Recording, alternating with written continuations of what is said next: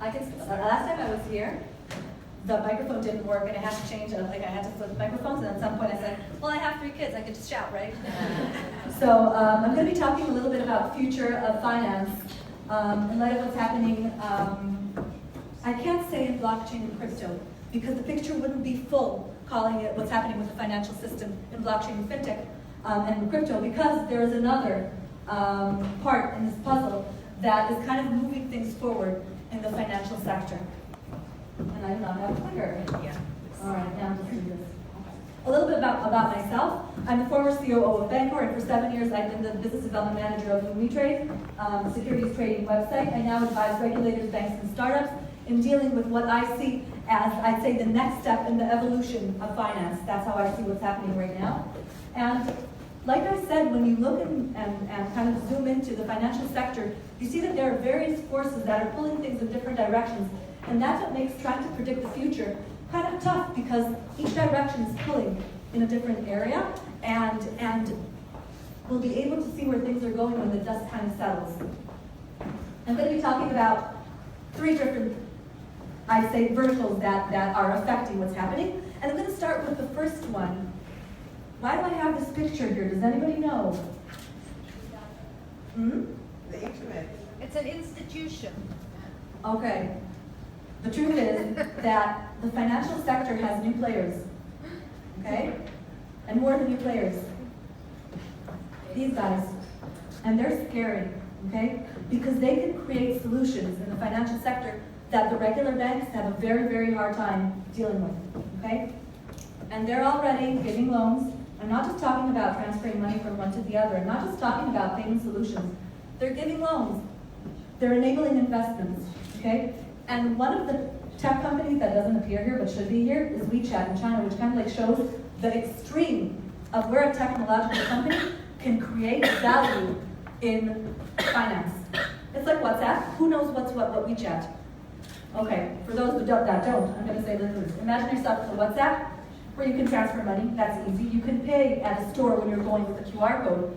But when the money kind of ends in your wallet that's connected to your WhatsApp WeChat, you can just either add more money, but you could also take a loan. And if you have a lot of money there, you could try to invest it through them. Now tell me, is WeChat a technological company or actually a bank? Okay? So when we're talking about the forces that are affecting the financial ecosystem, you can't ignore these guys. And they're more, I'd say, they're ahead of what's happening with crypto and blockchain. These are things that are like the next step. So when I advise banks and regulators, this is the first thing that they're seeing. This is the threat, okay? Because the implications are very wide. Imagine yourself Google opening a bank account in Israel, allowing all of the customers to come and use their bank. And the nice thing is that the business model that they have in comparison to the banks is different, right? Do they take commissions? No, what do they use? Data, okay? This is a completely different business model. So when we're talking about the financial sector, keep in mind that this is the first threat. Blockchain and crypto could be the next in line. And maybe that's one of the reasons that that you don't see a lot of banks and financial sectors. They're kind of like iffy, and you're kind of asking yourself, why are they not entering into this field? Because they're kind of busy with the real threat right now that's happening, that's the imminent threat, which is the big technological companies. But let's take a look at what could happen with blockchain and crypto and see how that could affect the financial ecosystem. I'm going to start with blockchain, okay? Blockchain at its source comes and says, I want to get rid of the middleman, right? All of the middle people in the middle, and who's a better example of a middleman than a bank?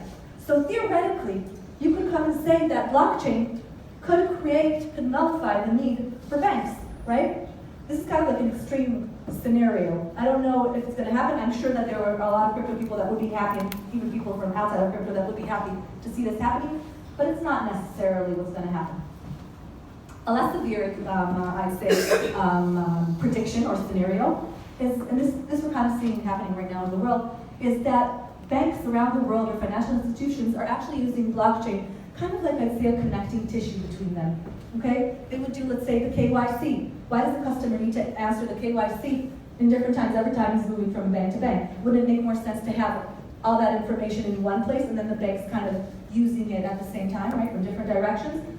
So this kind of a solution, this kind of a scenario is something that we're seeing already happening. In Europe, you have examples of this. Consensus is working very hard on this. You have companies in this space giving these kinds of solutions. Another scenario that could happen with blockchain is that banks will simply use it as some sort of internal database, okay? Is it better? Is it not as good as the legacy systems? Right now, I want to remind you that the banks still have a problem, and whoever comes from the banking industry would know this, with their systems. Literally, when you need to take out data, you have different systems that do not communicate with each other, okay? I could go into stories about this, but this is one of the main issues that the banks are still dealing with. Is blockchain a solution? I'm not sure yet. But this is the scenario that could happen. This is a nice place where blockchains might be able to enter. Let's take a look at the other side of things, crypto, okay? If we look at crypto in regards to the financial services, we can see two directions where crypto could go, okay? It could be a form of currency, right, which has its implications, we're gonna look at them, or it could be some sort of tool for investment, okay? Let's take a look at that and see where things could be going with that just a minute. Let's start with crypto as a form of currency. What does that mean for banks? Okay, does that mean, let's say right now what they're doing is kind of like saying, we're out of the game, we're not doing that. But that kind of like ruins the idea of banks as a body that keeps the value for its customers, right? Okay, so that means that theoretically if the banks want to keep their position as the people that are taking care of value, then it would make sense for them to start opening bank accounts for crypto. What does that mean? Think about the technological side of it. Do they need to be opening wallets? What does that mean if they want to, would they use it as another kind of foreign currency? Would they be able to trade it? The implications of that are pretty wide.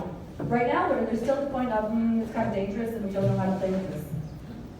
But I think that the more interesting side of things is actually looking at the macro level of economics, okay?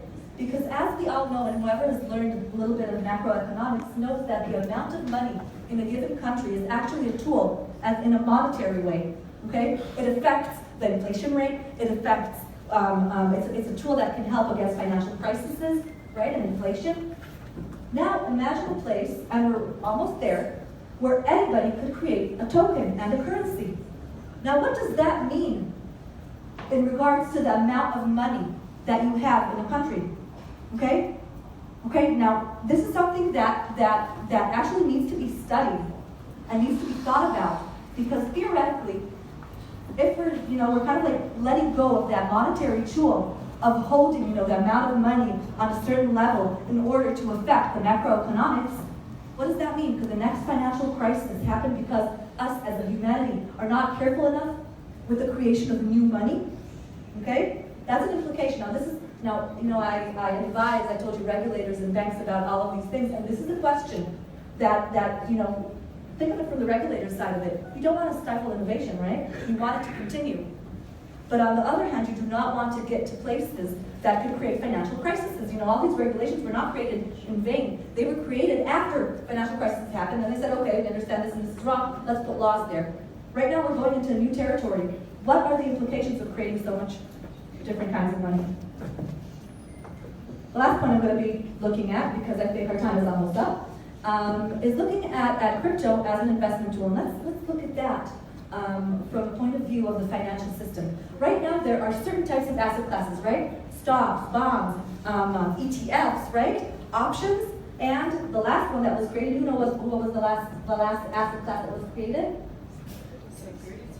No, not yet. They haven't yet been created. Because what's the name of mutual funds. Okay, that means that the humanity invented the last tool of investment that was invented officially. Okay, before utility tokens, I call them the next thing, are actually mutual funds. They were invented only in the 90s, something like that, in the last century. Okay, that means that right now, what we are seeing is the creation of a new kind of asset class. Now, it's not actually one type of asset class, because with blockchain and crypto, it can open the door to many different kinds of asset classes. So we know the one that's called a utility token, and some people use it as an investment. Okay, that's nice. But let's think about the next kind of asset class that could be invented. Could you imagine a token that also doesn't give equity, like Shetty said earlier? Maybe it doesn't give equity, but it does give some sort of dividend on the revenue that you created in that year. That's a new kind of asset class.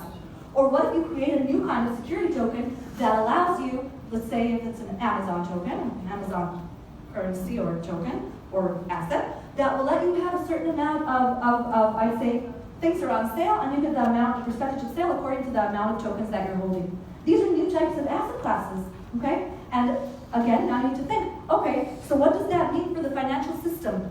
Does that mean that these things are going to be traded on NASDAQ? Are there going to be new exchanges? How is it going to be possible to exchange these kinds of assets with the ones that we already know that exist right now?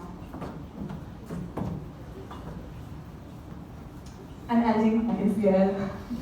Making faces at me. As you can see, there are many forces. We only looked at 3 aspects of things that are affecting the financial ecosystem. It's very interesting, and the changes are in many different directions. I can only say, I can quote Gordon Moore, the Intel founder, that says that change has never happened this fast before, but it will never be this slow again. Thank you.